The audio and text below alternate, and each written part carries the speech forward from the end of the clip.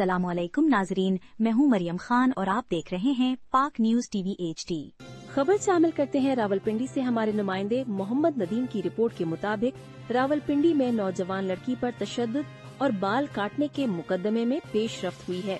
Police सराय के मुताबिक वाक़े के मरकजी मुल्जम अनीस उर्फ दुरानी को इस्लामाबाद टोल प्लाजा से गिरफ्तार कर लिया गया है।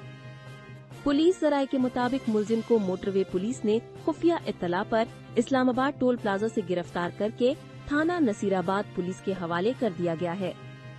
रावलपिंडी पुलिस ने लड़की पर तशद्दुद और बाल काटने का मुकदमा दर्ज कर लिया। पुलिस सराय के मुताबिक मुल्जिम के खिलाफ 25 नवंबर को थाना नसीराबाद पुलिस ने मुकदमा दर्ज किया था। मुकदमे में निजार खान, जलील खान और जब्बार खान भी नामजद हैं।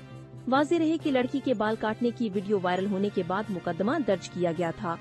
अब तक के लिए इतना ही। मजीद खबरों के लिए देखते रहें पाक न्यूज टीवी HD।